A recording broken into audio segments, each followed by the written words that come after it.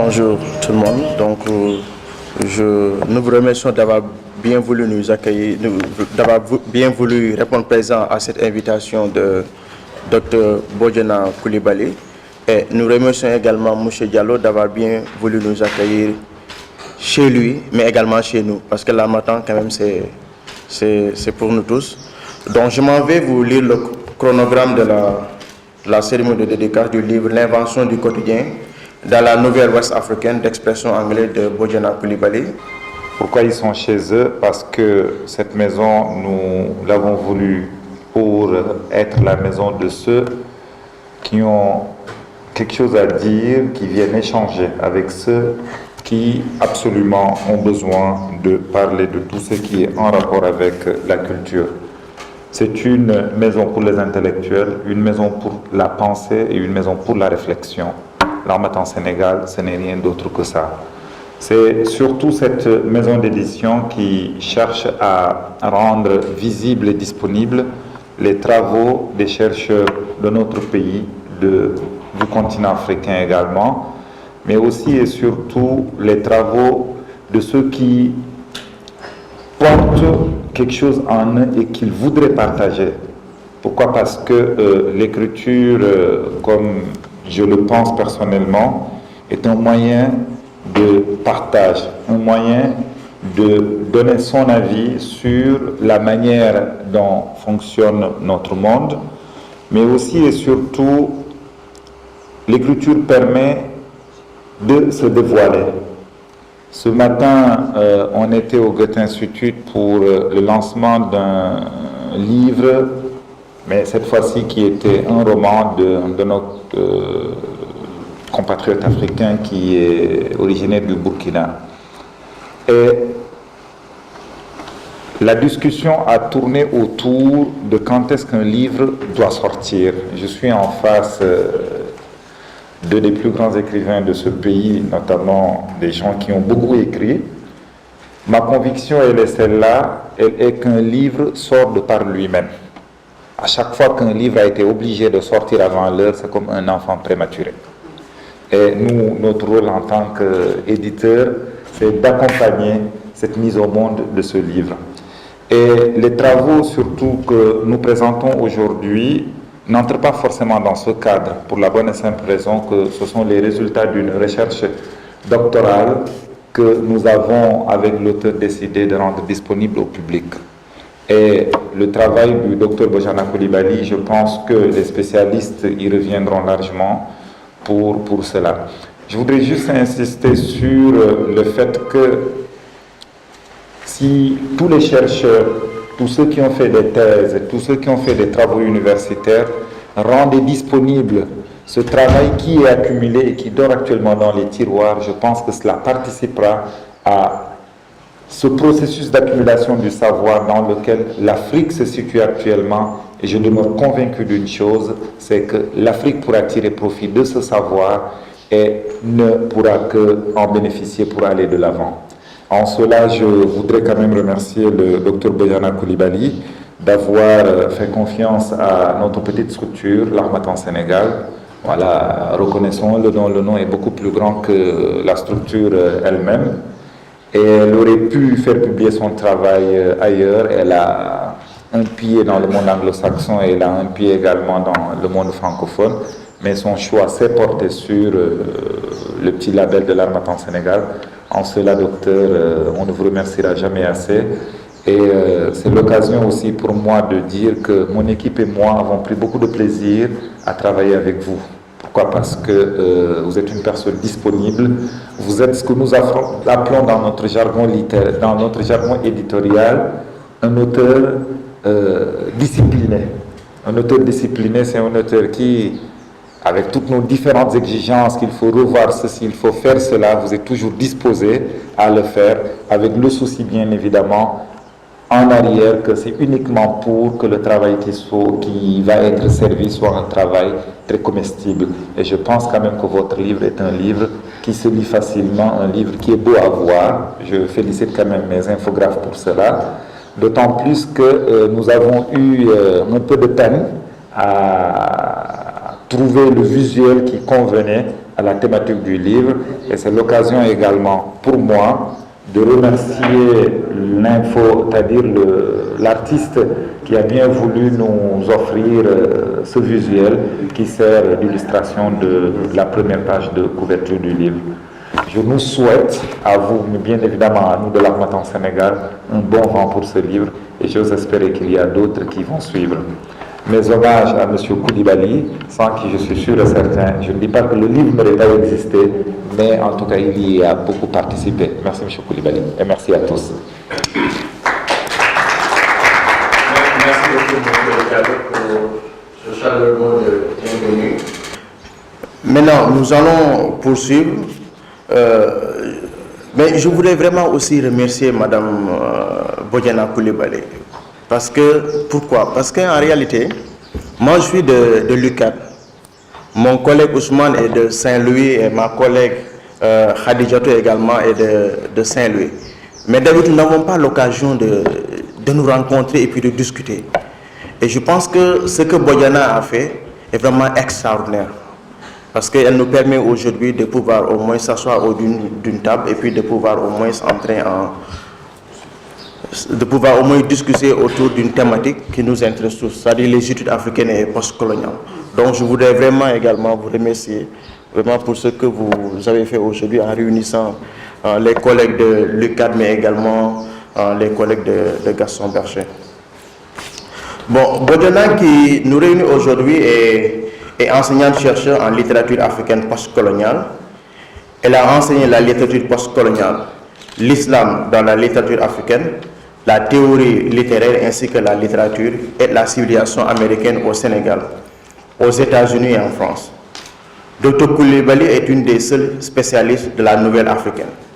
Ses travaux de recherche portent sur l'étude du genre, le trauma, le réalisme magique, la pensée politique dans la littérature africaine et plus récemment la dissidence dans la littérature sénégalaise contemporaine.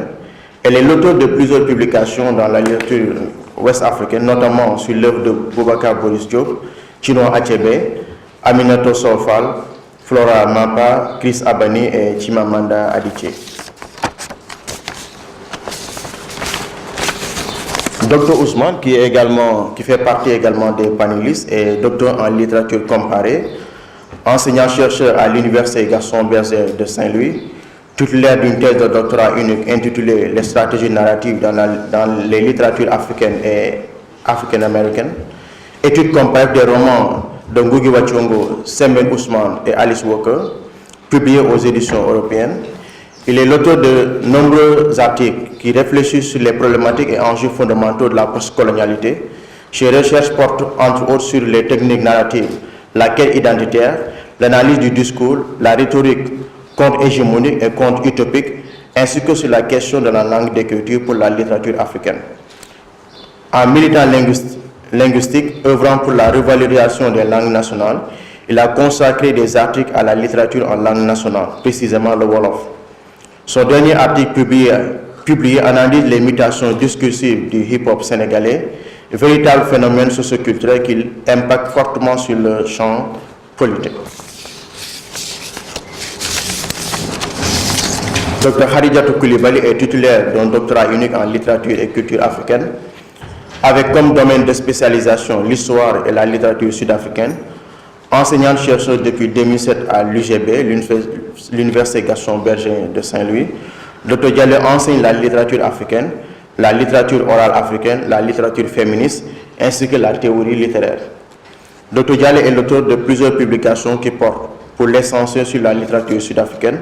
Ces articles explorent la représentation de la violence née de l'histoire sociopolitique et culturelle de l'Afrique du Sud par des figures phares telles que Alex Laguma, Bessie Head, André Brink, John Maxwell, Godzi, Achmat Dango et Sindiwe Magoma. Les activités de recherche en cours de Dr Diallo portent sur les nouvelles voix féminines sud-africaines dans la représentation de la réalité post-apartheid. Elle explore également la dimension esthétique de l'œuvre de l'une des voix émergentes de la littérature africaine du XXe siècle, Chimamanda Ngozi Adichie. Donc, ceci étant, on va essayer de faire un petit résumé du livre de Bodiana sans pour autant entrer dans les détails pour permettre à nos collègues de l'Université Gaston Berger qui vont également se prononcer sur certaines thématiques. Donc, les nouvelles qui sont étudiées par l'auteur comportent des recueils de nouvelles d'Afrique occidentale publiés en langue anglaise depuis l'indépendance à nos jours. L'ouvrage de notre collègue et sœur Dr Bodiana comporte 3 parties et porte plus précisément sur quelques nouvelles écrites par des écrivains nigérians et ghanéens. Dans la première partie de son livre, Dr Bodiana, misant sur la continuité stylistique et le savoir-faire dans l'écriture de la nouvelle ouest africaine d'expression anglaise, examine les conditions d'émergence de celle-ci à travers une analyse de sa réception, du type d'auditoire et de lecteurs auxquels elle s'adresse. Les thèmes de l'urbanisation, de la perte des valeurs et les problèmes de création d'une conscience collective destinée à faire face au monde de la société ouest-africaine en mutation.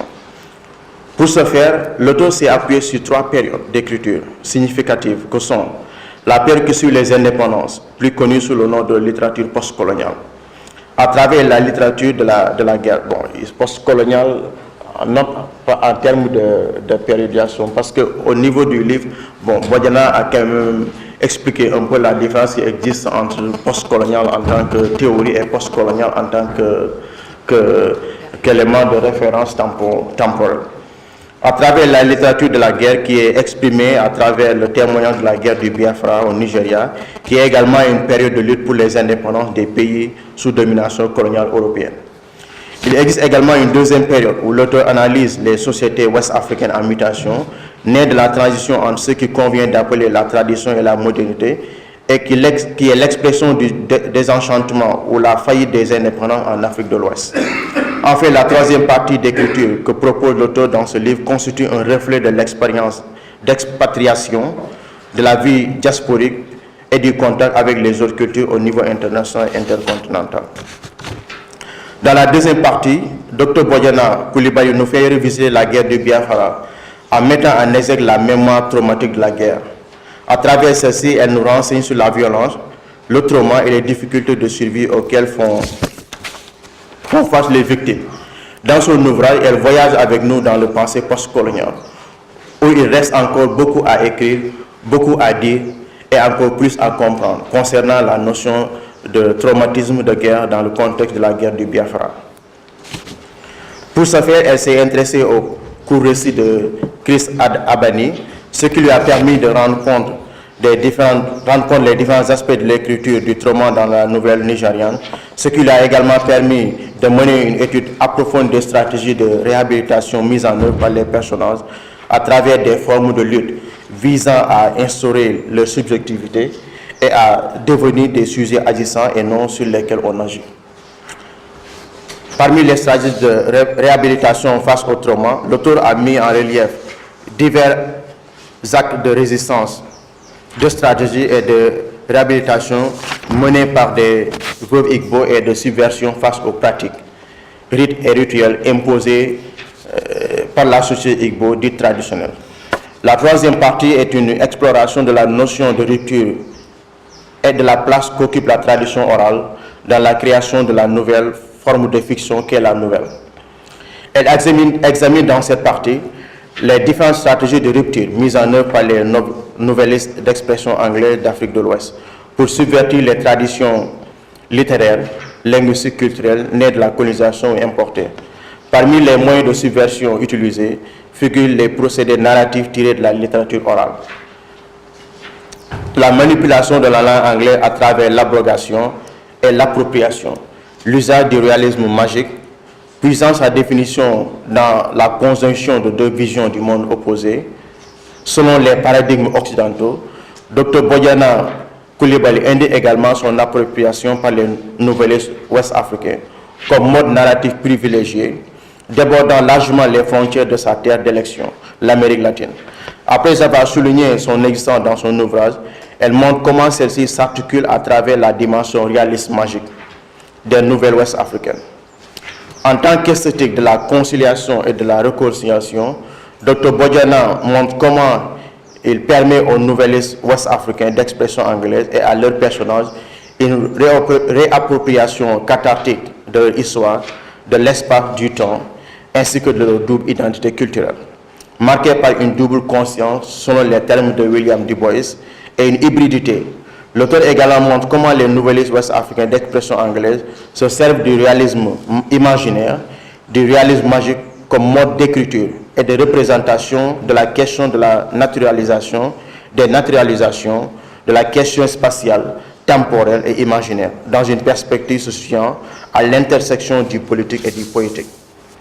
Dr Bodiana Coulibaly, dans son ouvrage, met en exergue les stratégies narratives qu'elle implique, d'un rapport imaginaire assez nouveau à la notion de frontière, d'espace, moins ligne de démarcation qui sépare et oppose, que trait d'union qui conjoint les différences, voire les contraires, tout en montrant comment le concept permet, en ce sens, une prise de conscience de ce qui révèle d'une véritable mutation de l'imaginaire, de l'utopie, de la dystopie, de la réalité et par-delà de la conscience en Afrique postcoloniale.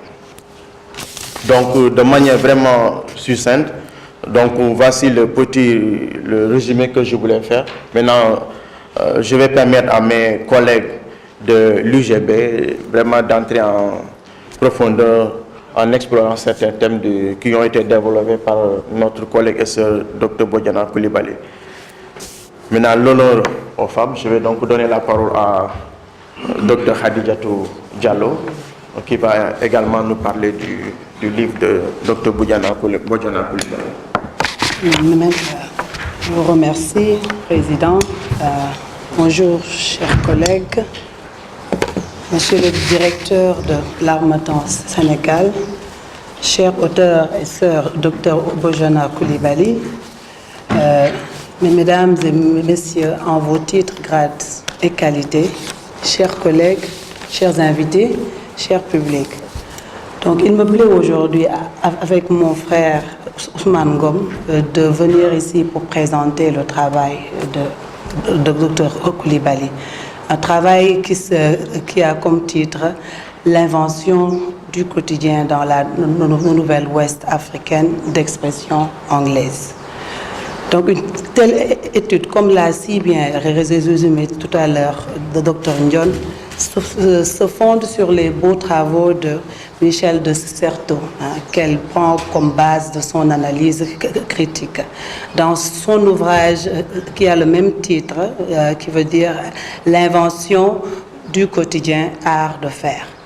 Et une telle analyse de notre sœur est une belle opportunité pour elle de revaloriser la place ou la part belle de la nouvelle dans la représentation du vécu de gens simples ou ordinaires, de gens qu'on oublie souvent dans cette partie de l'Afrique.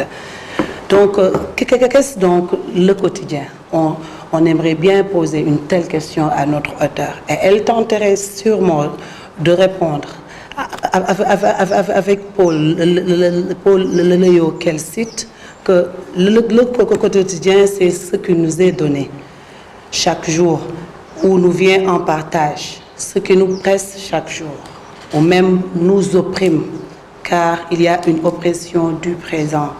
Ce qui intéresse l'historien du quotidien, c'est l'invisible. Donc si le quotidien rime avec invisibilité, il est donc du ressort des écrivains, et en particulier du nouvelliste ouest-africain, historien de son peuple, de tenter de créer ou de recréer un autre quotidien plus reluisant, autre que celui-là que les moins favorisés du système expérimentent dans nos États ouest-africains à l'ère post-coloniale. Donc, dans sa tâche de représenter, pour exposer ou pour dire les affres du quotidien des personnages, le nouvelliste ouest-africain donne voix par l'acte d'écriture à ces individus sans voix, ces non-héros, c'est pour compte qui luttent contre leur anéantissement dans un monde qui les ignore. Donc, Dr Bojana Coulibaly semble être amoureuse de la nouvelle pour l'avoir utilisée comme épine dorsale de son travail. On serait tenté de lui poser la question: pourquoi a-t-elle choisi un tel genre? Et elle nous dirait sûrement que c'est un genre comme ces gens-là, simples, ordinaires, qu'on oublie dans nos pays. C'est un genre marginalisé, un genre peu ou pas effleuré par les critiques, un genre de la marge, un genre négligé, comme elle le dit dans son travail. Donc c'est un genre à l'image des sans-voix dans notre société.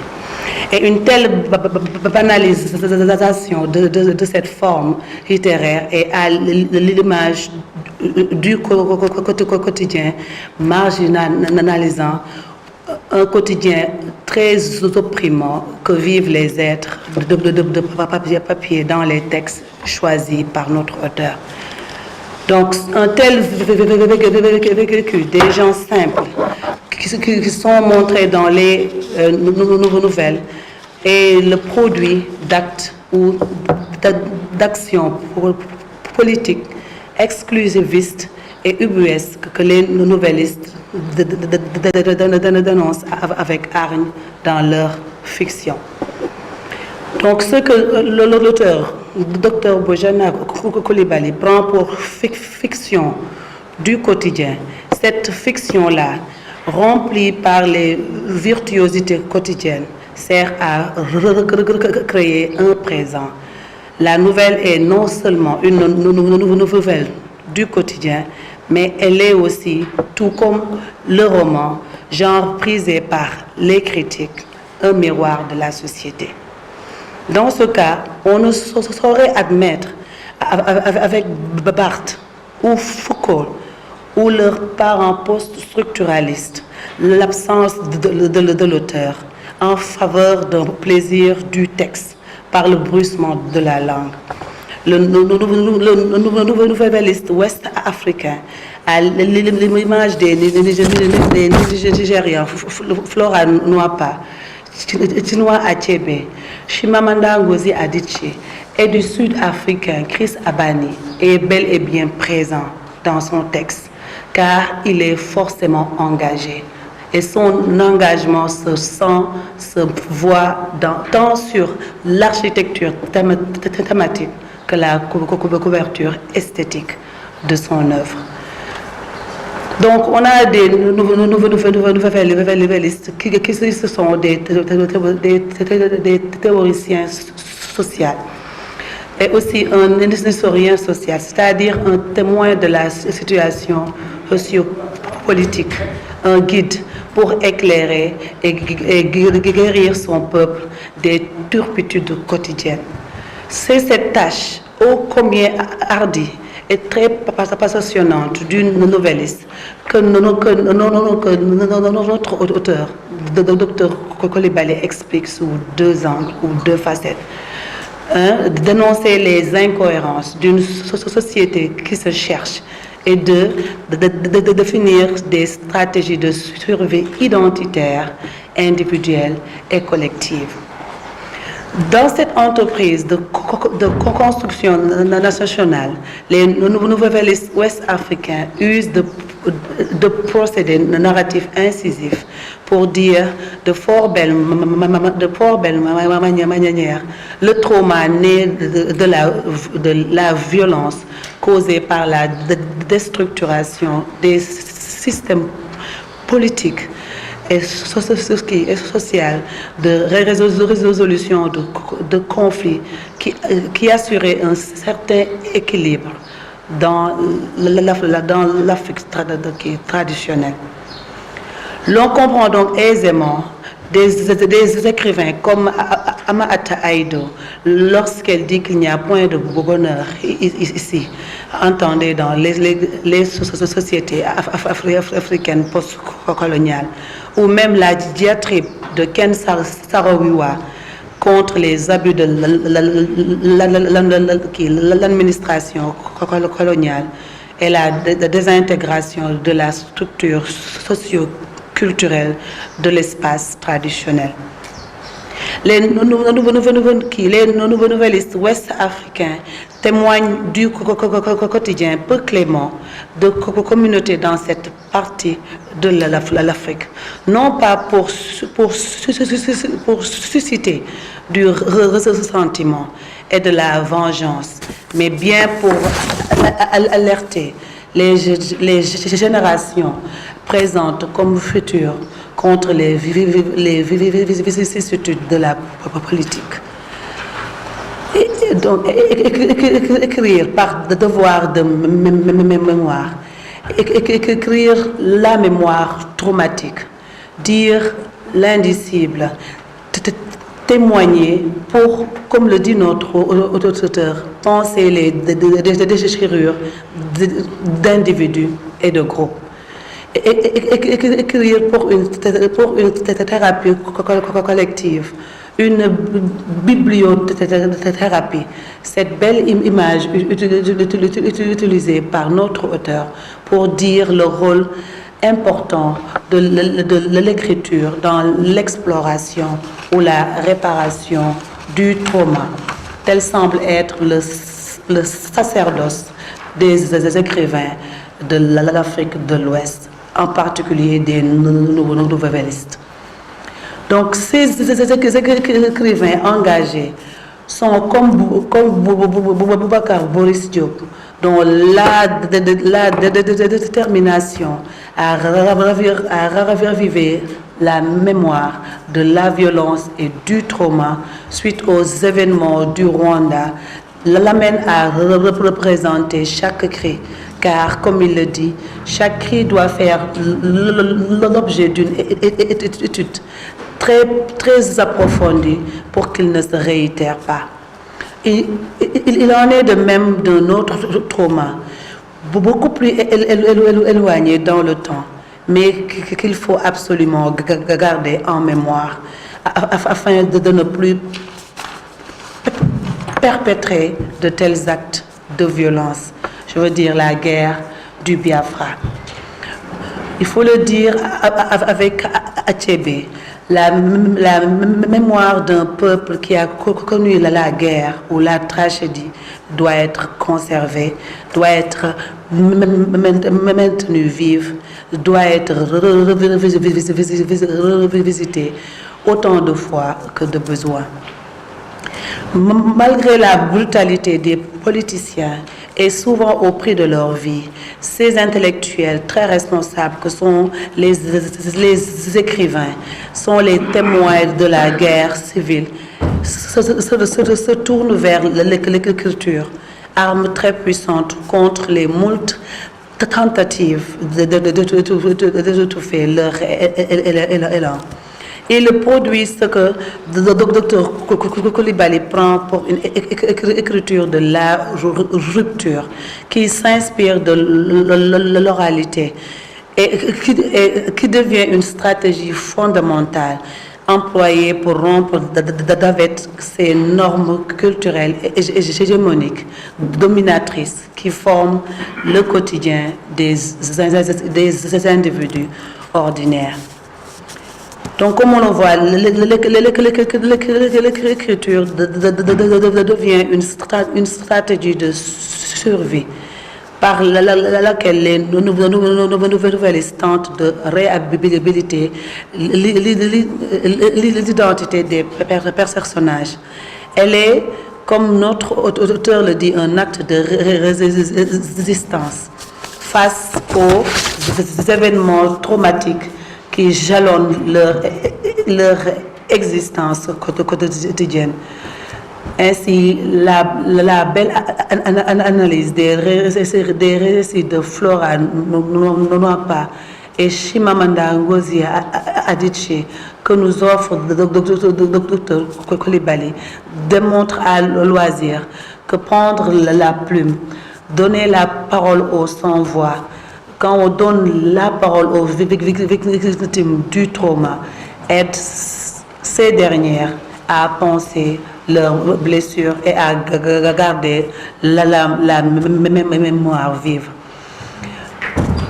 Notre auteur aussi explique par tout autant une autre stratégie de survie, c'est-à-dire vivre ou renaître du trauma par le silence.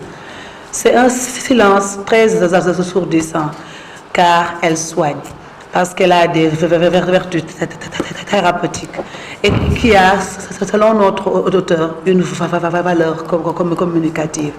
Un silence qui, comme la violence régénérative, celle-là qui désintoxique, selon Fanon, libère et réhabilite la victime. Dans son travail, Dr Bojana Coulibaly arrive à une conclusion qui montre la richesse et la pertinence de son travail, qui porte sur l'invention du quotidien dans la nouvelle ouest africaine d'expression anglaise. Elle porte un regard très critique sur la réinvention de la nouvelle et montre qu'elle est tout autant la création sous la houlette de nouvellistes d'un bien meilleur quotidien des individus dans les textes à l'étude. Donc le travail de Dr Bojana Coulibaly avait comme visée de faire une analyse très profonde des conditions d'émergence de la nouvelle anglophone d'Afrique de l'Ouest et le contexte social, culturel et politique qui a influencé la production et la réception de la nouvelle africaine. Un tel objectif a été bien réalisé et de fort belle manière par une analyse très critique de haute facture du cadre de production des nouvelles anglophones dans l'Afrique de l'Ouest. Elle a aussi fait une psychanalyse de la mémoire traumatique, témoin de la violence, du trauma et des difficultés auxquelles font face les individus représentés par les nouvellistes ouest-africains, mais aussi par une exploration très soutenue de la teneur poétique des nouvelles à l'étude. La nouvelle, c'est pour compte de la littérature, genre longtemps marginalisé et rehaussé, célébré par Dr Bojana Coulibaly. Une fine critique littéraire qui nous a gratifié, nous les lecteurs, d'une promenade revivifiante dans le paysage de la nouvelle ouest africaine d'expression anglaise.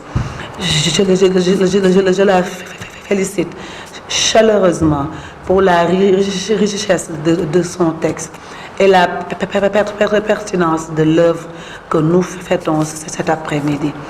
Cher public, chers lecteurs, je vous invite très fortement à lire l'ouvrage de Dr Bojana Coulibaly, à vous les laisser promener par sa belle plume et la pertinence de son argumentaire dans l'univers critique dense qu'est son travail de la nouvelle sur la nouvelle ouest africaine d'expression anglaise, pour en sortir enrichi de connaissances et in fine apprécier la contribution des nouvellistes ouest-africains dans la construction d'une identité africaine. Je vous remercie de votre attention. Merci beaucoup, Diallo, pour cette profonde analyse et également informative de l'ouvrage de Dr Bojana. Vous avez également parlé de la nouvelle en tant que genre littéraire de la marge, parce que comparé au roman, nous savons très bien que le nouvelle n'est pas vraiment bien connu et n'est pas également bien lu, surtout en Afrique, mais même au niveau des universités, bon, peu d'enseignants vraiment enseignent la nouvelle en tant que genre littéraire. Donc ça a toujours été au niveau du domaine de la marge. Donc c'est un genre littéraire de la marginalité. Vous avez également parlé de ce que Boyana appelait l'invention du quotidien. Comment les personnages qui sont décrits dans les différentes nouvelles étudiées par notre collègue, comment ces personnages usent de la région technicienne pour au moins inventer leur quotidien. Mais en inventant leur quotidien, ils inventent également les quotidiens des autres, à travers leur manière de faire, leur art de dire, mais également à travers des techniques de résistance qui sont très, très subtiles. Vous avez également parlé de la nouvelle comme étant un miroir de la société, à travers les thèmes que nos novellistes ouest-africaines mettent en avant dans leurs œuvres littéraires. Et vous avez également parlé de Achebe, également de Ngugi wa Thiong'o, de Ama Ato Aido, mais également de Chimamanda Adichie. Donc, ce qui fait de ces auteurs des théoriciens même de la société. Et ce qui est vraiment extraordinaire dans l'ouvrage de Boyana, c'est qu'on voit comment Boyana met en avant l'histoire et la littérature. Ce qui fait qu'on voit des événements historiques qui sont analysés de manière vraiment littéraire. Et ce qui est vraiment extraordinaire, c'est comment la littérature et l'histoire vraiment arrivent à réconcilier certains faits, et également comment ces deux matières également arrivent à mettre en exergue des personnages qui vont quand même voyager avec nous dans le passé, mais également pour nous situer dans le présent, pour nous permettre de mieux lire également certains événements historiques. Vous avez également parlé de comment les personnages arrivent à faire face à ce que vous avez appelé une incohérence d'une société qui se cherche et se définit à travers des stratégies.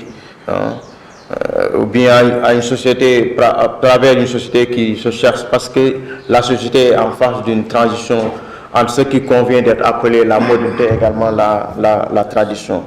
Vous avez également parlé de ce qu'on peut appeler la littérature de la désillusion, qui renvoie un peu aux gens littéraires qui s'intéressent à la politique. Vous avez également parlé du silence comme mode d'expression qui a une valeur communicative. Et je pense que le docteur Boyana l'a vraiment analysé dans son ouvrage. Et j'ai été vraiment fasciné par l'analyse même du silence comme mode d'expression. Mais peut-être là, je vais peut-être profiter de l'occasion pour vous dire que pourquoi vous n'avez pas peut-être cherché un peu, c'est-à-dire comment interpréter ce silence même dans le contexte africain.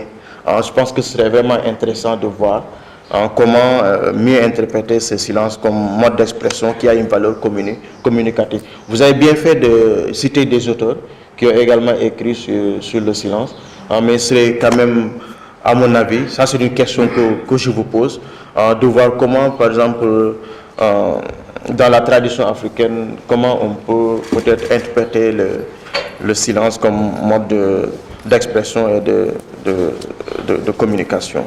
Donc nous vous remercions beaucoup, Khadijatou Diallo, pour votre profonde analyse de l'ouvrage de notre collègue Dr Boyana Coulibaly intitulé L'invention du quotidien, la nouvelle ouest africaine d'expression anglaise.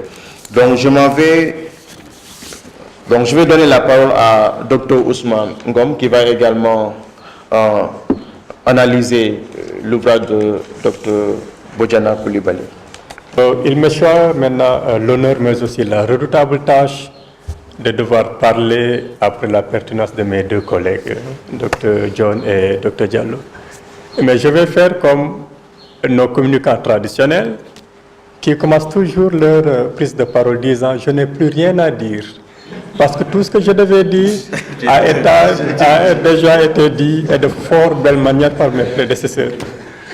Mais quand même, ça ne les empêche pas de prendre la parole pour au moins 30 minutes ou 40 minutes. Donc je vais employer cette stratégie-là. Donc je m'associe vraiment à mes prédécesseurs, Dr Diallo et Dr John, pour remercier chaleureusement d'abord le public qui a fait le déplacement, les amis de Boyana certainement, mais aussi tout simplement les amis du livre. Je remercie aussi Dr Diallo et Dr John de m'avoir frayé le passage. Je remercie Boyana Coulibaly, docteur, pour nous avoir invités à ce festin intellectuel. Et aussi, mes remerciements vont aussi à l'endroit de M. Diallo et à toute l'équipe de l'Harmattan qui nous ont accueillis aujourd'hui dans cette maison du partage, dans cette maison de la connaissance, mais aussi de la prise de parole. Le prix Nobel Elie Wiesel a déclaré « Le bourreau tue toujours 2 fois, la deuxième fois par le silence ». Et en se penchant sur la littérature du trauma, Boyana est en train de combattre à sa manière ce silence-là. Et c'est la raison pour laquelle aujourd'hui nous sommes ici réunis pour une double perspective. Réunis pour d'abord célébrer et commémorer. Il s'agit de la célébration du livre que nous présente notre cher collègue et ami Boyana, qui lui-même, le livre, est une commémoration du génie littéraire, mais aussi de la guerre, de la littérature de guerre, de la littérature de trauma et de la littérature de violence. Ce livre, alors, commémore les victimes et les survivants de ces tragédies et qui est un déni de falsification et de révisionnisme si cher au pouvoir tyrannique qui veulent imposer, sinon l'oubli, du moins le silence. Donc, Boyana s'insurge avec le choix conscient de son sujet, de ses auteurs et de son corpus à ce silence-là, à cette politique qui vise à imposer le silence après les tragédies.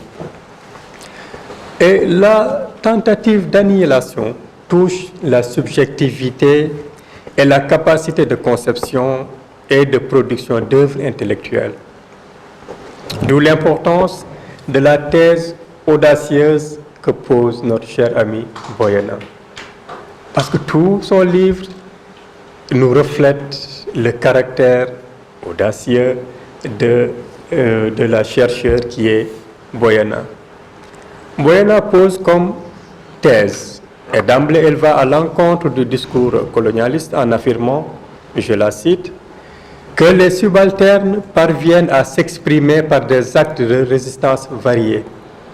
Contrairement à l'idée selon laquelle les subalternes n'ont pas de pouvoir discursif sur eux-mêmes, nous affirmons, nous appuyant sur les récits narratifs d'auteurs africains, que les subalternes ne sont plus uniquement sujets du discours prononcé par l'Occident. Et cette thèse confortablement posée, Boyana y superpose une deuxième, autrement plus audacieuse, relative au volet purement esthétique, en postulant que la littérature africaine jouit d'une grande part de littérarité. Là aussi, je la cite. Le nouvelliste d'Afrique occidentale sur lequel cette étude se fonde, tout comme ces personnages du quotidien qu'il représente, emploie des stratégies narratives pour réinventer un style d'écriture qui tient compte de son identité culturelle et linguistique. Dès lors, ces deux hypothèses qui cristallisent les visées de l'auteur laissent transparaître les mots communs qui vont constituer cet ouvrage. Nous avons personnages du quotidien, nous avons stratégie narrative, nous avons réinvention, nous avons identité, culture et langue. Et cela donne naturellement ce titre captivant pour l'ouvrage. Invention du quotidien dans la nouvelle ouest africaine d'expression anglaise, par lequel l'auteur nous invite à nous pencher sur la notion d'invention du quotidien qu'elle emprunte au sociologue Michel de Certeau et applique à la Nouvelle-Ouest africaine. Et un bon chercheur, Dr Boyana commence par bien circonscrire les limites de son champ de recherche. Il s'agit de la Nouvelle-Ouest africaine d'expression anglaise. Et consciente que tout choix entraîne une dose de subjectivité, elle établit une grille objective, une grille de critères objectifs pour motiver le choix de ses auteurs et de son corpus. Pour le corpus, il s'est agi de porter sa préférence sur les nouvelles ayant trait au récit de guerre, comme nous l'avons déjà dit, au récit de trauma et à la violence. Quant au choix des auteurs, Boyana a privilégié exclusivement les auteurs ayant un corpus déjà établi, excluant de manière systématique les nouvelles parues dans des anthologies. Car, je la cite en la paraphrasant, elle a souhaité porter son regard sur les écrivains ayant publié un certain nombre de nouvelles, traduisant ainsi une continuité stylistique et un savoir-faire dans l'écriture de la nouvelle. Fin de citation. Ainsi donc, toute conclusion qui sortirait de cette étude serait fondée sur une base bien solide. Son domaine d'action bien circonscrit, elle s'attelle à établir un cadre définitionnel pour chaque concept, chaque mot-clé de l'ouvrage. En outre, chaque partie, chaque chapitre de ce livre ouvre avec une excellente revue littéraire avant de poser les objectifs recherchés et la méthodologie utilisée pour atteindre ces objectifs-là. De ce fait, Dr Coulibaly nous présente un livre bien documenté qui informe de la générosité même de l'auteur, obsédé à fournir le maximum d'informations pour aider le lecteur à déchiffrer, à décrypter les récits courts dont il est question dans cette étude. Et un des plus grands mérites de ce travail, c'est la réussite à établir des passerelles entre la littérature et les autres sciences sociales. M. John l'a évoqué tout à l'heure. L'histoire, la géopolitique, la sociologie, l'anthropologie, la linguistique sont convoquées à chaque fois que de besoin pour illustrer un argumentaire. En outre, il va sans dire que la base méthodologique de cet ouvrage repose sur les théories postcoloniales, les théories du trauma, bien évidemment la psychanalyse, la sociocritique, le marxisme, et le tout dans un mélange savant qui lie toujours le texte au contexte. Le genre de la nouvelle, nous dit-elle, en lui-même rend compte de cette indissociabilité entre le texte et le contexte, car ce que l'on lit dans les nouvelles, c'est une tranche de vie. La vie de l'ordinaire, un ordinaire transcendé, puisqu'il est chargé d'une dimension globale et universelle. Fin de citation. Donc, d'entrée de jeu, elle campe le décor sur la nature de la littérature africaine, qui est par essence une littérature utilitaire, qui ne s'accommode pas avec la doctrine de l'art pour l'art, en ce qu'elle trouve son ancrage profond dans les réalités historiques et socio-économiques très difficiles en Afrique. Et le caractère de la chercheure apparaît dans ses prises de position assumées, sa manière d'analyser froidement les théories et les grands théoriciens, de ne pas se laisser intimider par les grands noms de la théorie. Au contraire, elle invite souvent, avec courtoisie, non pas à une remise de cause, à une remise en cause, mais à une remise en question, à une remise en question de certaines théories occidentales, le plus souvent tenue pour vérité absolue est appliquée indiscutablement sur la littérature africaine particulièrement. Par exemple, elle n'hésite pas à prendre le contre-pied de théoriciens américains et européens, notamment Wim Sam et Monroe, notamment Barthes et Foucault, en démontrant l'impossibilité de l'absence de l'auteur africain dans son œuvre. Pour elle, l'auteur africain n'est ni mort ni absent. Il est au contraire omniprésent avec une forte conscience dans son œuvre. À l'en croire, en Afrique, si l'auteur doit s'effacer, c'est uniquement pour laisser place au peuple dont il porte les aspirations.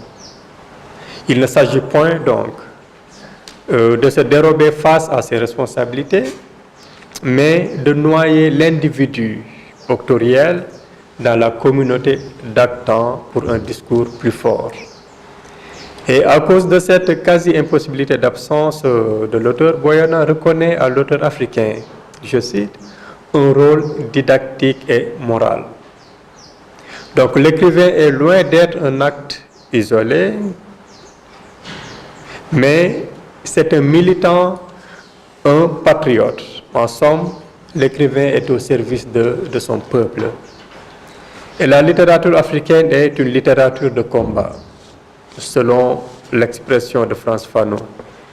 Une littérature critique et dénonciatrice, pour Ngugi wa Thiong'o. Cette critique acerbe, ce combat farouche, sont dirigés contre le néocolonialisme et le colonialisme qui perpétuent les pires formes d'oppression et d'exploitation. Cette lutte est le plus souvent portée par la nouvelle, genre par excellence de la contestation, de l'écriture subversive. La nouvelle est le mode fictionnel par excellence de l'écriture de l'urgence.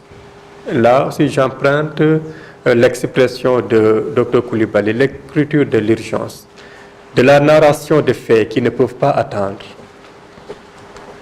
Le nombre d'intrigues réduit au minimum, une action unique et une durée courte font de la nouvelle un outil pédagogique indispensable. Car, rappelons-le, l'écrivain africain est un enseignant, comme le soulignait Chinua Achebe, un historien social, comme disait Alex Lagouma, un guide pour son peuple.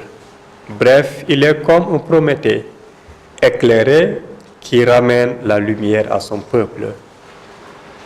Le choix de la nouvelle par les écrivains africains s'explique, selon l'auteur, par le coût de production relativement faible, par l'accessibilité des œuvres et la durée de lecture réduite par rapport au roman, en plus de sa proximité avec le genre qui est le conte africain.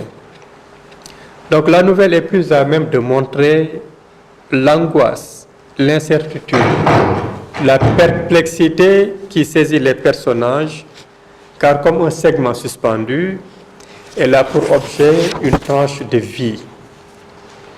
Ne fait presque jamais une étiologie du conflit, et son dénouement est aussi improbable car il ferme la page sur une bataille, tout en laissant entendre que la guerre est loin d'être terminée.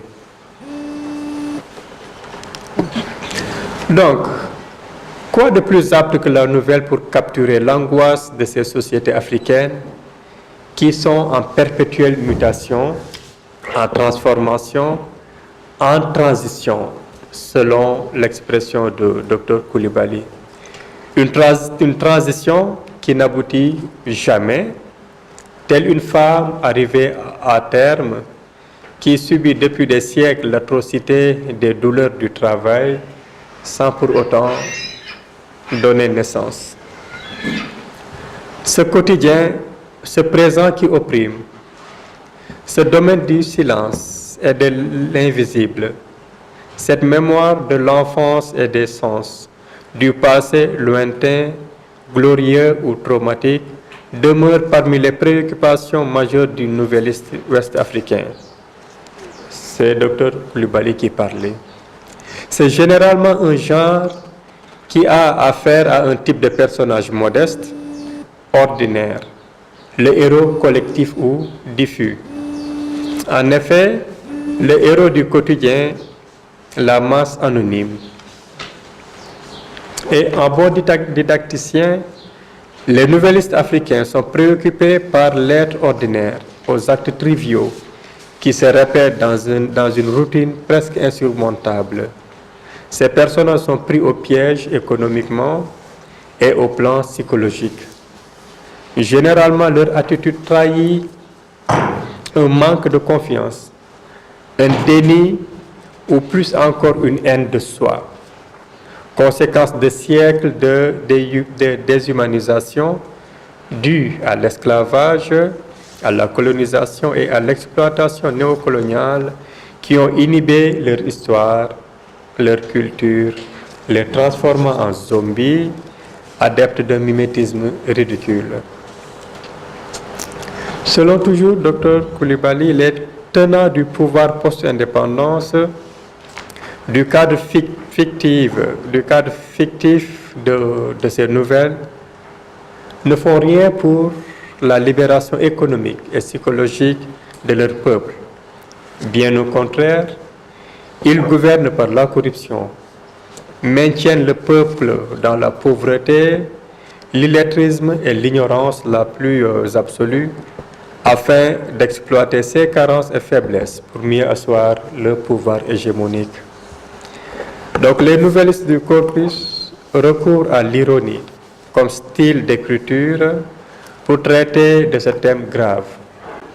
L'ironie, nous dit Boyana, demeure dans ces textes un des principaux modes stylistiques de dénonciation des vices et incohérences sociologiques.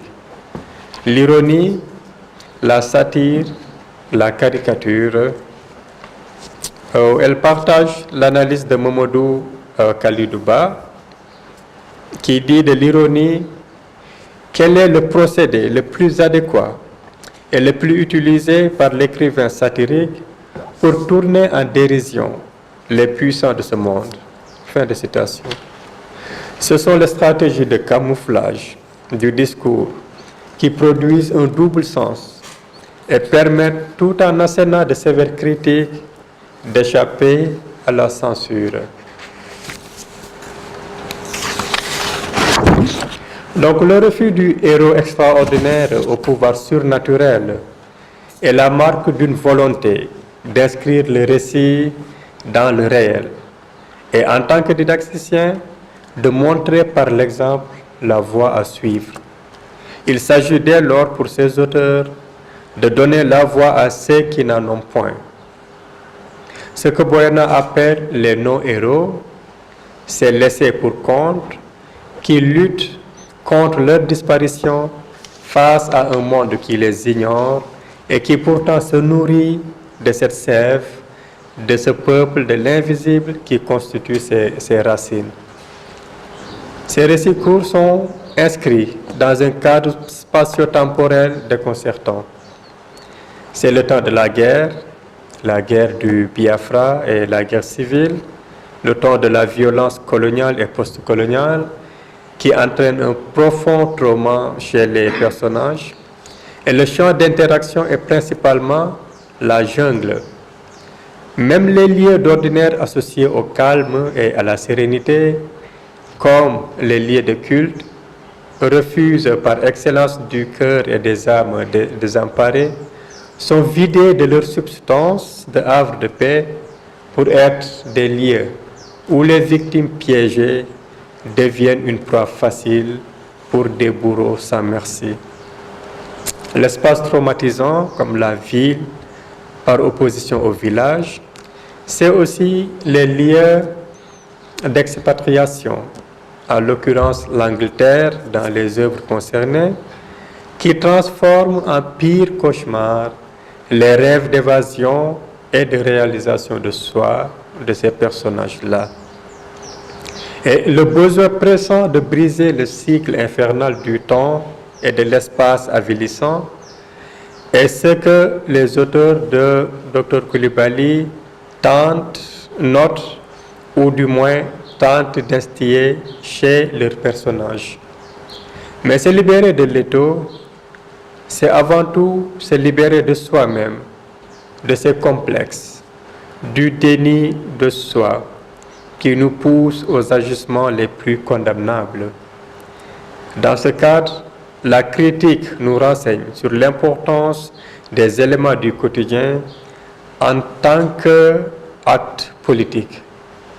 Et de continuer, je la cite, « La révolution doit commencer en l'occurrence dans nos choix quotidiens. » En effet, tout acte, même les plus triviaux en apparence, comme le choix du port vestimentaire, sont pour l'auteur des choix politiques. Une lecture approfondie des nouvelles ouest-africaines anglophones nous permet d'examiner comment, à travers des actes créatifs et au sein de leur propre champ d'action, les individus représentés se réaffirment en tant que sujets agissant dans un espace où cette subjectivité leur a été déniée. Inventer son quotidien montre la volonté d'être maître de soi, de son temps et de son espace recréé. On recrée toujours, selon Koyana, à partir de l'existence, d'un passé, d'une expérience. Et là, il s'agit de déterminer ce qu'on accepte de perdre, ce qu'on choisit de laisser aller, ce qu'on choisit de laisser mourir et ce que l'on décide de garder jalousement pour la germination d'un avenir meilleur. Et cela explique pourquoi les personnages traumatisés s'accrochent à un temps paisible, le plus souvent lointain dans le passé, pour ne pas perdre le nord en ces temps démentiels. Et l'auteur nous montre que le fait ne doit pas être lu pas comme une fuite en avant ou comme la politique de l'Autriche. Selon elle, il s'agit plutôt d'une stratégie de recréation à partir de l'existant. On note alors chez les personnages un pèlerinage physique ou spirituel, un retour chez soi, un retour vers les lieux de l'enfance, un retour vers l'amour, un retour vers le mémoire. Aussi difficile que le retour puisse être, il faut bien faire face à ces démons du passé pour les conjurer. La Renaissance, dans le contexte des nouvelles choisies par Dr Coulibaly, ne se fait jamais dans la douceur, mais plutôt dans la rupture douloureuse. Il faut alors une rupture sur le plan formel pour enregistrer la rhétorique de la violence, le choc des mots, des langues, des individualités, des générations et des cultures. À ce propos, l'auteur note ceci. L'écrivain africain tente de rompre en effet par des manipulations d'espaces imposés, avec ces espaces culturels, sociaux, linguistiques imposés. La rupture qu'il entreprend à travers son écriture se manifeste sous forme d'un syncrétisme entre deux mondes qui s'influencent mutuellement. Le monde dit traditionnel et le monde dit moderne. La rupture est un mouvement vers une nouvelle forme d'écriture, une tentative de décanonisation de la littérature dominante. Cette décanonisation porte sur le genre, le choix des thèmes abordés et des éléments incorporés dans le récit, tout comme sur la langue d'écriture. On assiste alors à la naissance d'un genre hybride avec les formes de l'oralité qui respirent la saveur tropicale. Donc, pour conclure, Si le but de la critique littéraire est de susciter chez le lecteur ou chez le public l'envie de découvrir une œuvre, et en proposant une grille de lecture à travers des outils conceptuels et théoriques, d'aider à mieux rendre ces œuvres-là intelligibles, il faut dire que l'œuvre de Boyana aura réussi le pari double d'instruire et de plaire à son livre, le pari double d'instruire et de plaire grâce à son livre d'une exceptionnelle richesse d'informations qui est écrit dans un style limpide et captivant. Sur ce, je lui réitère mes félicitations pour ce beau livre-là de la mémoire et de la prise de parole consciente. Et je remercie aussi vous, cher public, d'avoir été patient pour écouter l'orateur traditionnel qui répète tout ce que ses prédécesseurs ont déjà dit en disant que je ne vais pas me répéter du tout. Donc je vous remercie pour votre patience. Merci. Merci beaucoup, Ousmane. Vous n'avez pas du tout répété ce qui a été dit. Ce que vous avez dit n'a pas été dit. Et là, vraiment, nous vous remercions vraiment pour cette analyse vraiment très profonde et très pointue de l'ouvrage de Boyana. Donc, vous n'avez fait que rejoindre Khadijatou Diallo. Khadijatou également a fait une analyse extraordinaire. Et votre analyse a surtout porté sur, d'abord, on a vraiment aimé l'adage que vous avez pris en parlant un peu du griot, qui à mon avis est vraiment une stratégie de communication excellente et extraordinaire, hein, que moi-même je vais adopter. Merci beaucoup. Donc merci beaucoup pour ça. Donc vous avez fait allusion à la rencontre comme étant un festin intellectuel, et c'est bien un festin intellectuel. Donc vous avez également parlé de la littérature de Tromans, tout ce qui a été passé sous silence, et la nécessité également de réécrire l'histoire, pour une relecture même de l'histoire, parce qu'il y a encore beaucoup à dire, encore beaucoup à écrire, mais également beaucoup à comprendre. Parce que quand on sait vraiment comment la guerre du Biafra s'est passée, on sait que tout n'a pas été dit. Je pense que l'ouvrage de Boyana a été tellement informatif que ça permet au lecteur de comprendre tout ce qu'il n'avait pas pu comprendre. Donc vous avez également fait allusion aux subalternes, c'est-à-dire ceux qui n'avaient pas de voix ou bien peut-être qui ne faisaient que répéter ce que le colonisateur disait, que cette fois-ci les subalternes se sont appropriés le discours et sont en train de produire un discours qui va à l'encontre du discours colonial, un discours créatif, un discours contre hégémonie. Vous avez également parlé de l'invention d'un style narratif qui dénote une forme de rupture, de réappropriation de sa propre identité, mais également de sa subjectivité. Vous avez également parlé de la générosité de l'auteur du livre, Boyana, et là vraiment je le confirme, parce que quand on lit l'ouvrage, c'est-à-dire l'intellectuel qui lit ça, en réalité, Boyana fait un travail même pour les autres. Parce que c'est plein d'informations, de références bibliographiques. Ce qui fait que quand quelqu'un écrit sur un thème bien déterminé, il n'a même pas besoin d'aller à la bibliothèque. D'abord, on trouve même les auteurs qui ont travaillé sur des thèmes bien déterminés, on les trouve dans l'ouvrage, et vous avez vraiment bien raison de parler de la générosité intellectuelle de Boyana, et nous vous en remercions pour ça, parce que ce qui est sûr et certain, c'est que nous également, nous allons en profiter. Donc vraiment, je vous dis encore merci.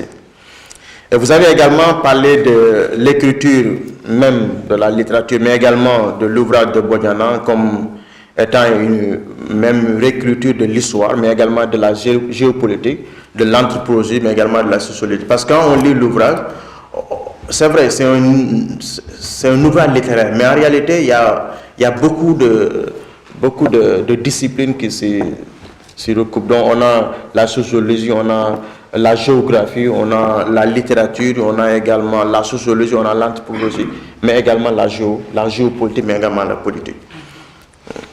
Vous avez également parlé de certaines théories qui ont été utilisées par notre collègue Dr Bojana, c'est-à-dire telles que la théorie du trauma, la théorie postcoloniale et de la psychanalyse, qui lie le texte au contexte, mais également au prétexte. Et non seulement le prétexte des auteurs que notre collègue a étudié, mais également même le prétexte de l'auteur. Et vous l'avez bien mentionné quand vous dites que l'auteur a même osé prendre le contre-pied d'éminents chercheurs intellectuels tels que Foucault et Barthes. Nous savons tous que des fois, quand nous analysons nos textes, nous avons tous l'habitude de prendre comme référence Barthes et Foucault et avoir quand même notre collègue prendre le contre-pied de ce qu'ils ont dit. Je pense que c'est vraiment salutaire et ça donne vraiment la formation postcoloniale que vous avez. Parce que les postcoloniaux, ils ont toujours l'habitude de toujours reconstruire et de produire un discours qui va toujours à l'encontre de ce qui a été dit et de ce qui existe, mais dans un cadre vraiment objectif. Donc la littérature africaine est une littérature de combat et de dénonciation. Et je pense que c'est ce qui a vraiment motivé notre collègue en choisissant de parler de la nouvelle, parce que nous savons tous que la nouvelle en tant que genre littéraire très bref, avec un récit vraiment très court qui permet de dire les choses de manière très, très précise. Donc, comme je disais, il y a également la politique qui est, les faits de société, donc ce qui fait également de la nouvelle comme étant un miroir de la société. Donc, mais également comme forme d'écriture de l'urgence, de ce qui doit être discuté et également de ce qui doit être dit. Maintenant, vous avez parlé du mouvement vers une nouvelle forme d'écriture et c'est là où je vais terminer et en profiter aussi pour poser une autre question en disant que vous avez parlé de rupture, mais également de genre hybride. Bon, c'est vraiment intéressant de voir comment peut-être, je serais curieux de voir, on parle de rupture, mais en même temps de genre hybride. Est-ce qu'il est possible vraiment de parler à ce niveau de rupture? Et également, puisqu'on parle de genre hybride, est-ce qu'il est aussi possible de parler de rupture linguistique?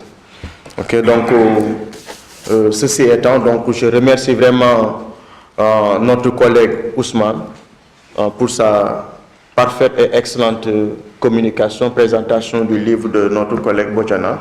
Je remercie également Hadi Diallo pour son analyse vraiment pointue et profonde de l'ouvrage de notre collègue Bojana. Donc, je vais donner la parole à vraiment la dame qui nous a invités et qui a permis vraiment d'avoir ce festin intellectuel, parce que je l'ai dit tout au début, d'habitude, nous, collègues de Saint-Louis, de Dakar et de Saint-Louis, d'habitude, nous n'avons pas l'occasion de nous réunir et puis de discuter, d'avoir un festin intellectuel. Bojana nous a vraiment permis d'avoir ce festin intellectuel. Donc, encore une fois, nous vous remercions pour ça. Donc, je vais vous donner la parole. Avant de donner la parole au public, vraiment, qui a bien voulu répondre présent, les parents, les amis, mais également les collègues qui sont là. Merci, Dr Dione. Merci à vous. Merci à mes collègues, Dr Diallo et Dr Ngom. Merci au public, merci aux amis, merci à Monsieur le Ministre, merci d'être là. Merci aussi à l'Harmattan et à Dr Diallo de nous accueillir. Je remercie surtout ce reflet très, très fidèle de cet ouvrage que vous nous avez fait, cet exposé qui reflète vraiment de manière fidèle ce que j'ai tenté ici de présenter. Dr Dione donc, est enseignant-chercheur en études africaines et postcoloniales à l'UQAD. Sa recherche aussi porte sur la société politique, le genre et le discours. Voilà, j'en profite aussi pour présenter notre collègue. Et il a effectué des enseignements aux États-Unis. Nous nous sommes rencontrés dans plusieurs circonstances et notamment par l'université Rutgers, donc dans New Jersey. Avant de vous donner la parole et de prendre quelques questions, je suis tentée de répondre aux questions qui m'ont été posées. Tout d'abord, donc, par Dr Diallo sur la notion du quotidien. Il est vrai que le quotidien est souvent un aspect de notre société qu'on ne veut pas trop décrire, puisqu'on se dit c'est la masse populaire, le bas peuple, et il n'y a rien à dire. Et pourtant, c'est dans ces cerceaux qui arrivent à refléter ce qui se passe dans ce quotidien, cette créativité, toutes ces stratégies. Il utilise cette expression, une manière de penser, c'est une manière d'agir. Et je trouve que ça reflète très bien ce que l'écrivain africain ressent quand il observe ce quotidien. Vous avez parlé justement de l'antidiscipline, la désobéissance de masse, etc. C'est un peuple invisible, mais qui pourtant représente cette sève de laquelle tout le monde se nourrit, puisque c'est le peuple qui produit. Et donc, ça reflète effectivement aussi, le quotidien reflète cette idée de la nouvelle qui ne représente pas le héros, mais qui représente nous, le commun des mortels. Qui nous représente nous, le commun des mortels. Moi, ce qui m'a intéressée dans la notion de marge, c'est cette idée de silence. Le fait que le silence peut avoir une voix, et que cette voix, bien que subalterne, bien que invisible, elle est là, elle est très présente. Et je félicite aussi l'écrivain africain de pouvoir nous donner la possibilité de rentrer dans ces milieux qu'on ne connaît pas, ou bien qu'on ne connaît qu'à travers nos propres vies. Mais Michel de Certeau, qui lui-même est sociologue, je pense que l'écrivain africain est également un très bon sociologue, parce qu'il reflète la réalité quotidienne. Effectivement, le silence est un mode d'expression et nombreux auteurs, notamment Flora Nwapa, parviennent à exprimer comment, à travers le silence, on peut exprimer beaucoup de choses.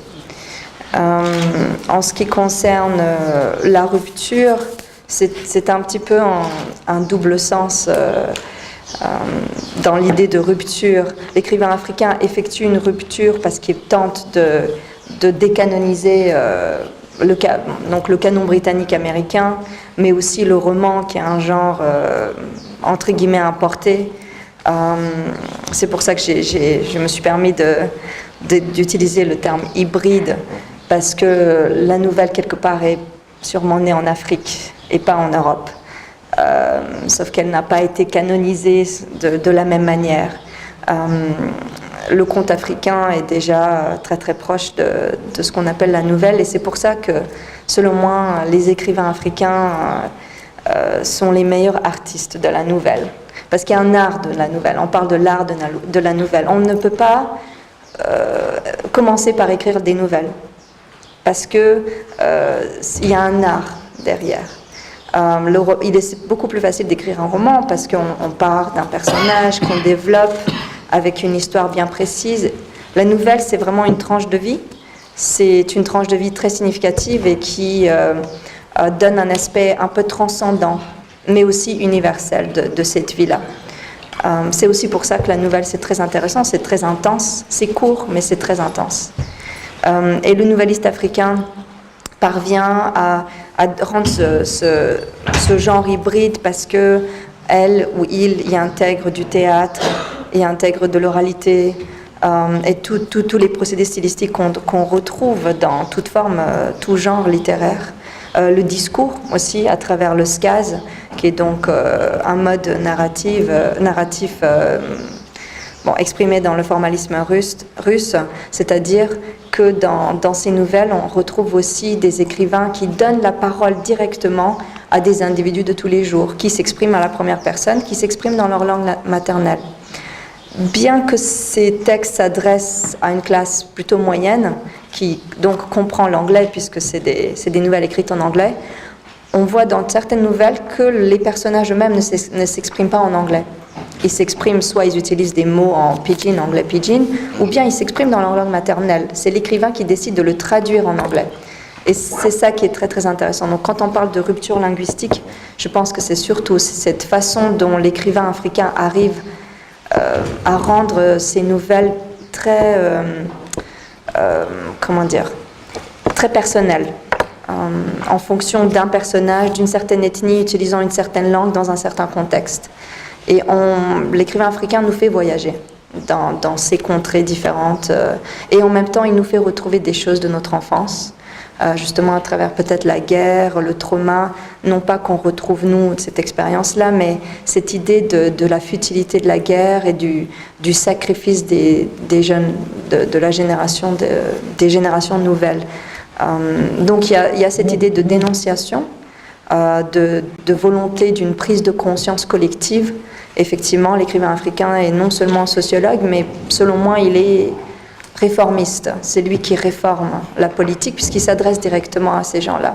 Il leur dit voici ce que vous faites et il est temps que vous preniez conscience de ce que vous faites. Il dénonce la corruption, il dénonce donc la futilité de la guerre et ce sont donc ces masses du quotidien qui ont la voix et qui s'expriment. J'espère que ça répond un petit peu à vos questions. Et donc je serais très ravie d'avoir aussi vos questions puisque je sais que c'est peut-être un petit peu pas obscur, mais on se demande ce qu'il y a dans cet ouvrage. Vous avez peut-être des questions précises. Je crois qu'il y avait un micro, mais bon, on n'est pas. Sinon, on peut donner la parole. Ok, merci beaucoup, Dr Bodiana, pour ces éclaircissements. Je pense qu'il n'y a rien d'obscur. Tout est vraiment très clair. Même le livre là, on éprouve du plaisir à lire parce que le style est vraiment très simple. Vraiment, c'est pas hermétique en comparé à ce qu'on peut-être trouverait dans certains ouvrages. Mais le style est vraiment très simple et vraiment très hermétique. On trouve même du plaisir à lire. Donc, je vous aide vraiment, si vous ne l'avez pas encore, de l'acheter comme ça. Elle va vous dédicacer le livre. Ok. Merci. Donc, le public également fait partie de ce festin intellectuel. Donc, il y a des amis, des parents, mais également des collègues. Donc, je vais donner la parole au public. Si vous avez des questions à poser à l'auteur ou bien vous avez des mots de remerciement à l'endroit de l'auteur, donc la parole est à vous. Okay. Okay. Bodiana, je voudrais demander pourquoi tu as choisi d'écrire sur les auteurs en expression anglaise. Pourquoi ces auteurs, pourquoi cette langue? Bon, c'est vrai que le choix s'est fait un petit peu de par ma formation, qui est une formation en études anglophones, mais aussi parce que je pense l'amour pour la littérature africaine m'est venu avec cet ouvrage classique de Chinua Achebe, The Things Fall Apart, donc Le monde s'effondre. C'est comme ça que j'ai découvert ce monde et c'est comme ça que je me suis lancée sur la littérature anglophone. Il y a aussi parce que j'ai étudié beaucoup le canon britannique-américain, j'ai trouvé que justement l'envers du décor ou bien la marge, cette marge qui est la marge du canon britannique-américain est très intéressante, a une voix qui est très très forte, très puissante. Et bien sûr, ça ne m'a pas limité de m'intéresser à la nouvelle d'expression anglaise puisque maintenant je travaille plus sur la littérature francophone. Donc c'était une ouverture, on va dire. Et quelle est la différence entre expression anglaise et française dans cette invention du quotidien? Invention du quotidien. C'est une très bonne question qui peut demander une réponse très approfondie, enfin un peu une grande réponse, on va dire, assez longue. Je pense aussi, pour résumer, parce que la colonisation française et britannique ne s'est pas faite de la manière, je pense qu'il y a eu des différences dans l'expression. On parle par exemple du Sénégal comme l'exception sénégalaise avec l'assimilation. Donc il y a eu au Sénégal depuis les indépendances une volonté au tout début, comme avec l'Enfant noir par exemple, de plaire à un public français. Alors que chez les Britanniques, ça s'est fait de manière indirect, the indirect rule. Il y a peut-être eu plus de liberté dans cette expression, le style, etc. Donc c'est vrai qu'on va peut-être trouver plus de tradition orale dans la littérature anglophone, par exemple, que dans la littérature francophone, même si maintenant, on en trouve de plus en plus dans la littérature francophone. Ouais. Je suis toujours admiratif de la critique littéraire. Ils sont doués d'une compétence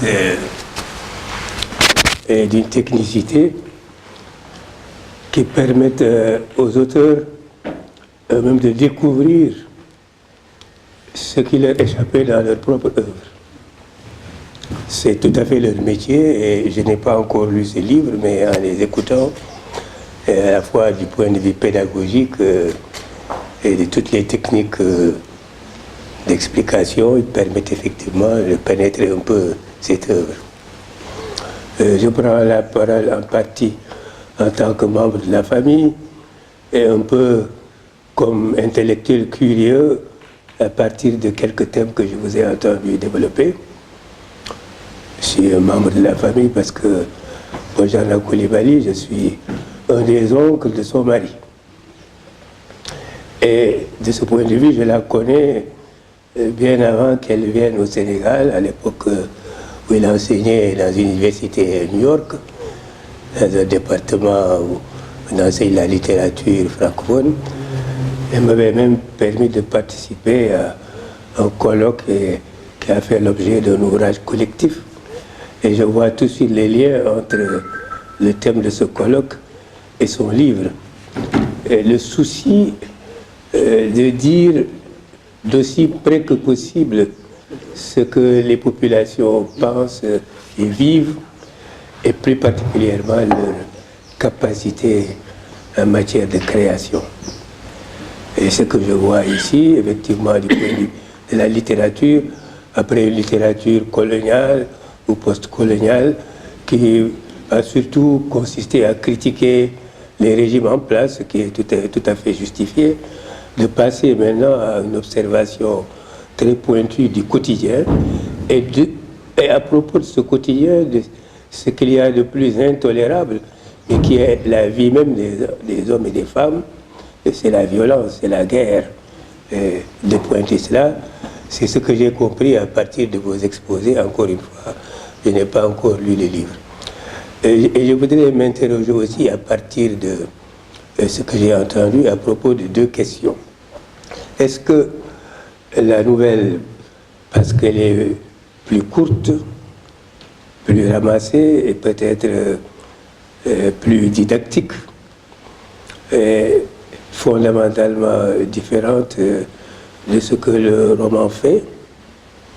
Est-ce que l'auteur de la nouvelle est plus qu'un simple témoin quand il parle de la violence au quotidien?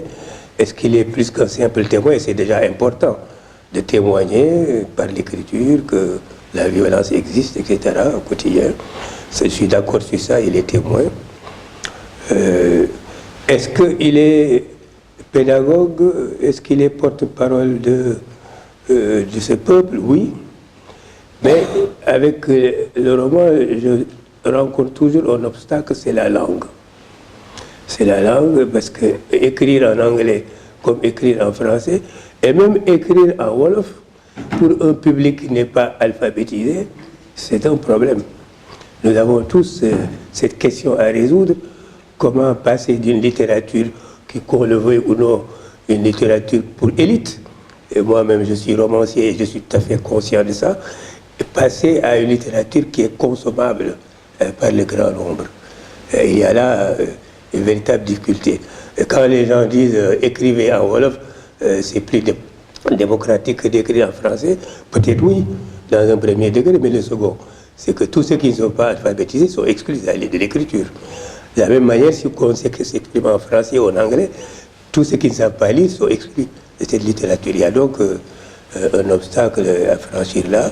Dernière question, pour ne pas garder la parole trop longtemps, parce que je commence à être bavard, c'est au vol comme ça, j'ai entendu dans vos exposés parler d'une technique d'hybridation dans l'écriture de ces auteurs de nouvelles. Ça me paraît intéressant. Je ne sais pas ce qu'il y a derrière. Je vais lire le livre pour voir. Mais ça a retenu mon attention parce que la question de l'hybridation est une question qui nous interpelle, nous, Africains, dans la mesure où nous parlons tout le temps de notre identité. Nous parlons tout le temps de nos traditions. Et nous les concevons comme des choses qui viennent du fond des âges et qui n'ont jamais été modifiées, qui sont restées telles quelles, transmises par nos ancêtres, telles quelles jusqu'à nous. Or, personne ne peut donner un exemple d'une tradition de ce genre. Toutes les traditions sont un peu hybrides. Nos langues sont hybrides. Moi, je m'en suis rendu compte à partir de ma langue maternelle, le pulaar. J'ai découvert, en étudiant la linguistique, qu'il y a beaucoup de termes qui viennent bien entendu de l'arabe, qu'il y a beaucoup de termes qui viennent de nos voisins soninké, des mots que partageons avec les Wolofs, qu'entre les Sérères, nos esclaves et nous, il y a 42% de termes nucléaires communs. Donc quand on considère que sa langue est pure, on se fait des illusions totalement. Qu'est-ce qui n'est pas hybride finalement? Alors dans le fond, il y a certainement un socle à chercher dans nos cultures en disant c'est un socle. Mais nous sommes atteints par des courants, nous traversons nous-mêmes des courants, nos identités traversent des courants, si bien que ce thème-là, en lisant le livre, je vais voir ce que du point de vue technique cela donne, mais ça me paraît intéressant parce que c'est ce qu'il nous faut accepter dans notre vie quotidienne d'aujourd'hui et notre époque, que nos cultures sont et seront de plus en plus hybrides. Et c'est un plus plutôt que ce n'est une régression. Voilà, j'ai été très long, mais vous savez, les enseignants, même quand ils sont à la retraite, ils sont toujours très bavards. Merci. Nous vous remercions vraiment pour cette leçon. Et je pense qu'à vous écouter, vraiment, nous avons beaucoup appris. Nous apprenons beaucoup parce que j'ai vraiment aimé pendant votre perception même de l'hybridisation. Parce que ce qui fait que maintenant, les gens même se disent que est-ce qu'être africain n'est même pas un concept? Est-ce qu'il est même possible pour nous de dire que nous sommes même des Africains? Parce que ce qui a été et ce qui est devenu maintenant différent. Et vous avez parfaitement raison de dire que nous sommes tous des épées hybrides et que nous devons considérer ça comme étant un plus plutôt qu'un défaut, alors que maintenant ce qu'il faut rechercher, c'est vraiment un socle et peut-être c'est là où beaucoup de gens quand même sont, même si on lit beaucoup d'écrivains, que ce soit des théoriciens du postcolonialisme, beaucoup d'entre eux, la plupart d'entre eux vraiment ne mettent pas l'accent sur l'hybridation, ou bien s'ils mettent l'accent sur l'hybridation juste pour un peu, c'est-à-dire aller à l'encontre de ce qui doit être et un peu rattacher ça à la colonisation.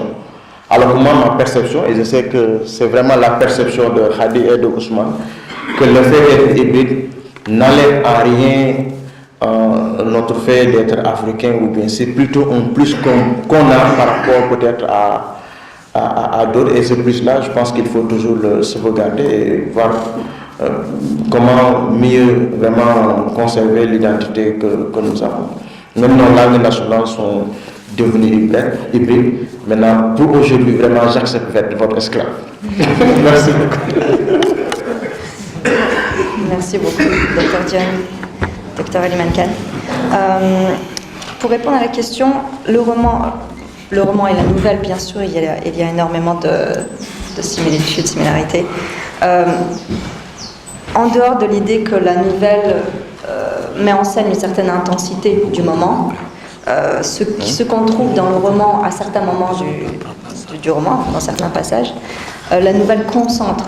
Justement, Edgar Allan Poe, quand il définissait la nouvelle, il parlait de la lecture en un lieu, en un temps, one setting and one moment. Justement, le nouvelliste devient un peu le porte-parole ou le témoin, surtout lorsqu'il parle du trauma. Quelque part, il réussit à commémorer ces gens de tous les jours qui vivent la guerre. Le roman, peut-être le roman épique, va plus représenter le héros, comme Soundiata Keita, qui va pas coloniser le monde, mais bon, conquérir le monde. Justement, en ce qui concerne la nouvelle est un peu considérée comme plus accessible en Nigeria ou Ghana parce que elle circule plus facilement dans les journaux, les revues, les journaux quotidiens. Donc, bien que la langue puisse être un frein, le mode de publication est plus évident, plus facile que le roman. Et donc, du fait que la nouvelle est diffusée dans les journaux, elle est de ce fait plus accessible. Il y a aussi un phénomène dans mon ouvrage, j'ai interviewé Dr Husseina Alidou qui expliquait par exemple au Niger qu'il y a une certaine circulation subversive de la nouvelle au niveau populaire, dans les langues locales, les langues africaines, parce que la nouvelle peut s'écrire sur un bout de papier et ensuite être diffusée dans les marchés. Donc le public vient acheter des nouvelles écrites sur un papier dans les marchés. Il y a aussi ce qu'on appelle la littérature du marché au Nigeria, et dans laquelle la nouvelle est beaucoup plus facilement diffusée que le roman. Ce qui donne peut-être une voix plus forte encore à la nouvelle par rapport au roman. En ce qui concerne les techniques d'hybridation, bien sûr, l'hybridation, elle est omniprésente dans toutes les cultures du monde aujourd'hui. Je pense à Édouard Glissant qui parle du tout monde, ou bien à Senghor qui parle de la civilisation universelle. Il y a quelque chose de très profond dans cette histoire du peuple opprimé, qui est cette histoire du déplacement, de la migration, et qui fait de lui un concentré de multiculturel quelque part. Et justement par rapport à la question tout à l'heure, dans la littérature anglophone, on trouve ces procédés stylistiques issus du conte oral. Par exemple, la mise dans le contexte, quand le griot assoit cette histoire dans un contexte en disant, en faisant croire mais en faisant admettre au public que c'est une histoire vraie et qu'il faut la prendre telle qu'elle est, donc vraie. Et donc, par exemple, Ama Taïdou utilise ce genre de personnage type qu'on retrouve dans le conte oral, même à travers la fable, par exemple, et les personnages, ou bien les animaux qui représentent des personnages. Les emprunts linguistiques sont très, très flagrants et très présents. Il y a des mots qui ne sont pas traduits des langues africaines et qui n'ont pas non plus de lexique. Il n'y a pas de lexique à la fin qui nous dit ce mot-là veut dire ça. Mais ça ne perd pas de sa nature. Le texte en lui-même est compréhensif parce qu'il y a le contexte qu'il y a autour. Et c'est quelque chose que je me suis posé la question quand je vous avais demandé par rapport au prince Malal, et j'avais vu un petit lexique. Et je me disais, c'est vrai que c'est adressé à des enfants. Peut-être que pour un enfant, c'est plus difficile de comprendre un mot dans un contexte. Mais c'est vrai que nous, linguistes, enseignants, quand un étudiant, un élève nous demande qu'est-ce que ça veut dire ce mot-là, moi je leur réponds, je ne suis pas un dictionnaire. Et ce mot-là ne peut pas être isolé de son contexte, donc essaie de comprendre ce que ça veut dire dans ce contexte. Et je trouve que justement, cette insertion de mots en igbo, etc., est très très riche et rend ce texte quelque peu hybride. Il y a aussi au niveau des thèmes, l'appel à l'importance des valeurs traditionnelles, l'importance de la famille, l'importance des ancêtres. Par exemple, Adichie, qui est une jeune écrivaine nigériane, qui est devenue assez célèbre très récemment, elle prend des contextes qui ont été mis en scène par Chinua Achebe, donc son père, puis Chinua Achebe quelque part, et qui les met dans un contexte plus contemporain, et dans lequel elle utilise l'importance de ces valeurs traditionnelles. C'est comme une réécriture du Monde s'effondre, par exemple. Mais selon elle, Chinua Achebe n'avait pas donné d'importance aux femmes. Elle se permet de mettre en scène des femmes fortes. Surtout qu'au Nigeria, il y a eu plusieurs femmes fortes, on va dire. Donc voilà, j'espère que ça répond à la question. Si quelque chose à faire déjà d'écrire un livre, pour nous qui ne sommes pas littéraires, déjà lire un livre, c'est pas un problème. Donc là, écrire un livre, c'est vraiment, on vous encourage et fait plaisir par rapport à ça. En fait, je n'ai pas pour lire le livre en fait, en tant que tel, mais ce qui m'inspire, l'invention du quotidien dans la nouvelle ouest-africaine. Je pense que d'une manière générale, ce sont peut-être comme j'ai eu à entendre dire, c'est au niveau des masses market, des populations de masse. Est-ce que la compréhension que j'en ai, c'est est-ce que c'est pas une forme de révolte de ces populations qui se prennent pour des laissés pour compte par le système et qui ont eu à créer leur propre langage, leur propre code. Et si c'est le cas, qu'est-ce qu'on peut faire pour quand même déjà prendre ce qui est bien dans ces langages, parce qu'il y a du bien, il y a du positif, et qu'est-ce qu'on peut faire au niveau ouest-africain pour aider ces populations, parce que moi je pense là comme un signal d'alarme. Je vois au Sénégal tous les jours de nouvelles expressions qui sortent. Et des fois, c'est des expressions qui, passez-moi, je m'excuse un peu, sont un peu hors normes. Comment on peut faire pour aider ces populations à les ramener? Parce que l'intellectuel, ce n'est pas l'apanage de la richesse. Ce n'est pas l'apanage des gens qui sont à un certain niveau. On peut trouver au niveau de ces populations quelqu'un, si on lui tend la main, on pourra en faire demain un grand intellectuel et servir de modèle et d'exemple à ces populations pour que cette révolte puisse enfin prendre fin. Merci. Merci beaucoup pour la question. Je vais essayer de apporter des éléments de réponse. Comme vous avez dit, souvent on entend des expressions nouvelles. Il y a d'or, qu'il est d'or. Je ne sais pas si vous entendez la même chose. Et en tant qu'intellectuel, on se pose souvent des questions. Ça veut dire quoi? Dans quel contexte ils ont utilisé ça? Mais à y voir de plus près, quand j'entends par exemple des expressions comme doroir, j'ai réfléchi et ils disent qu'ils veulent travailler. En fait, ce sont des jeunes qui montrent qu'ils ont envie de travailler, qu'eux, ils sont à l'ère vraiment du travail, ils doivent fournir des efforts. C'est comme ça que j'ai compris une telle expression. Et il y en a beaucoup d'autres. Mais dans la littérature, on voit des auteurs comme Achebe ou même les nouveaux novellistes que Bojana a étudié dans le cadre de son livre, qui tentent de réécrire, pas de réécrire, mais de représenter tel quel ces mots-là nés ou qui proviennent de ces masses. Donc ce sont des masses qui se rebellent. C'est aussi une forme de rébellion, ça c'est mon opinion. Parce que quand ils prennent la langue officielle, la langue mère, la langue qu'on prend pour la langue qu'on doit parler si on veut être un citoyen du monde, et que tu prennes cette langue, ils changent cette langue, ils font un changement dans les règles de grammaire, ils font tout ça de manière consciente. C'est pour moi une sorte de révolte. Et cette révolte aussi a été faite par les intellectuels tout d'abord. Quand tu lis le texte d'Achebe, parce qu'à un moment aussi, dans les années 60, ils avaient un vrai dilemme. Comme le professeur l'a dit tout à l'heure, parce qu'ils se disaient qu'eux sont des enseignants, des intellectuels, c'est eux la voix du peuple. Ils doivent sensibiliser le peuple. Mais s'ils parlent une langue que la masse ou les masses dans les pays ne peuvent pas comprendre, à quoi sert leur combat? Et il a été agité aussi une question, est-ce qu'on doit continuer d'écrire en français ou en anglais ou en espagnol ou en portugais, ou est-ce qu'on doit écrire dans les langues nationales? Il y avait des positions très divergentes.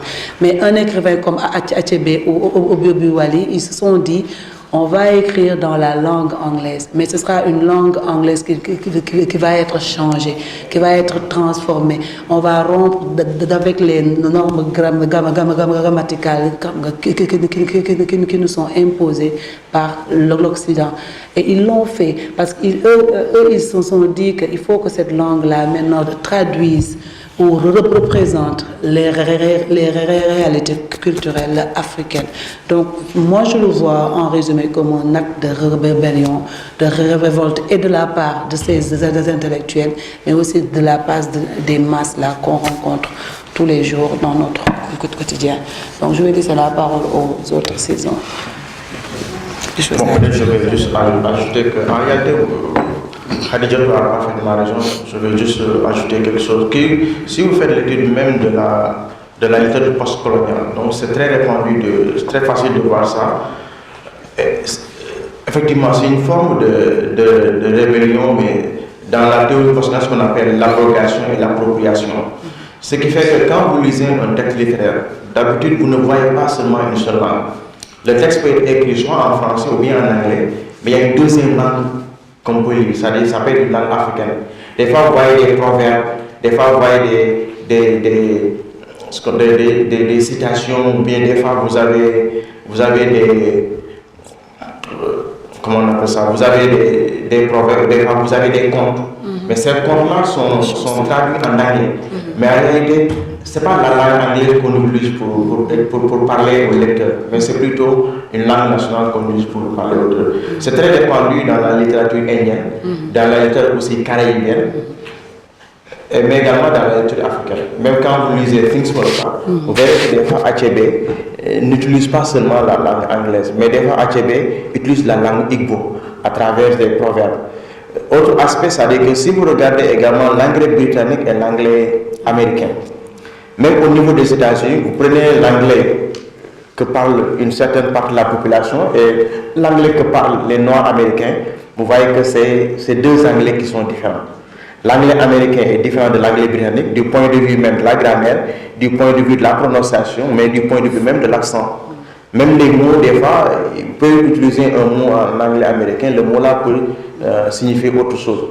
Même au sein même de la communauté américaine, vous avez deux langues anglaises qui sont différentes. Donc c'est une forme d'expression d'un désir, forme d'expression de liberté, bien forme d'expression même d'une certaine identité culturelle. Okay.